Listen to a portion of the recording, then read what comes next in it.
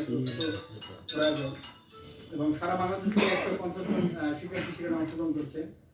এর মধ্যে আমি চতুর্থ স্থান।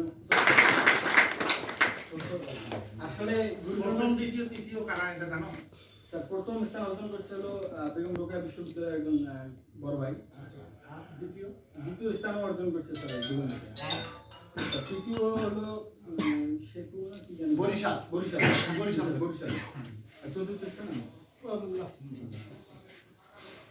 তো আমি একটা কথা বলি, আসলে সবসময় গুরুজনদের কথা শুনতে হবে। আমি যদি আমাদের কথা না শুনতাম হয়তো সেখানে যেতে পারতাম না, আর এই পুরস্কারটাও পেতাম না। অর্ধেক টাকা দিও আমাকে। বলো সব দেবো। না না, ওটা খাইরুল স্যার নিলে আমরা তো খাইরুলের সিনিয়র, আমাদের ভাই করতে হবে। এখন একটা প্রশ্ন, খাইরুল অর্ধেক নিয়ে সবাইকে খাইরুল স্যারকে ভাগ করে দিবে। একটু যোগ করি, তাহলে আরো ভালো হবে। Very good. যাক, তাহলে এদের ইমরানের জন্য সবাই দোয়া করি।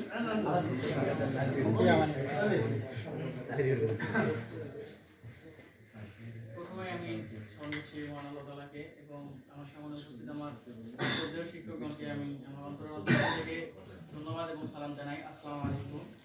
এবং তাদের দোয়ায় আলহামদুলিল্লাহ আমি সুস্থ হয়েছি। এবং সর্বপ্রথম আমি প্রশংসা করব আল মাহমুদ স্যারের কথায়। তো সর্বপ্রথম তার হাত ধরেই বলতে গেলে আমার ডিরেকশন পাওয়া, এবং তিনি প্রথম আমাকে বিশ্ববিদ্যালয়ের স্বপ্ন দেখান এবং তিনি আমাকে অনেকগুলো বই গিফট করেন, যার কারণে আমি তখন থেকেই লেখাপড়ার প্রতি একটু আগ্রহ পাই। তো ওই হিসাবে করি। তো আমি আরেকটা কথা বলতে চাই যে আমি অনেক অসুস্থ থাকাকালে আমি মনে হয় আপনাদের সঙ্গে স্যার অনেক খারাপ ব্যবহার করেছি। তো এই জন্য আমি আপনাদের কাছ থেকে ক্ষমা প্রার্থনা করি এবং আমি আপনাদের সকল কাছে দোয়া প্রার্থনা করি যে খায়রুল স্যারের হাত ধরেই যেন ঢাকা বিশ্ববিদ্যালয়ে একটা ভালো পজিশন করতে পারি এবং আমাদের যে সরকারি কলেজ করতে পারি। তো এই বলেই আমি আমার বক্তব্য শেষ করছি। আসসালামু আলাইকুম। খাইরুল স্যারের হাত ধরবা ঠিক আছে, তোমার হাত কাটা। হ্যাঁ, বাকি হাত যেন অন্য স্যাররাও ধরে। খাইরুল স্যার টপে থাকলো, ফরতে থাকলো। জসিম স্যাররা এটা তো মেধাবী সবাই। তারাও বলো যে স্যার আপনাদেরও আমি পাশে। জি স্যার, আমার কথায় মনে হয় ভুল হয়েছে স্যার। তো আমি চাই সকল স্যারকেই নিয়ে আমি যেন ভালো কিছু করতে পারি।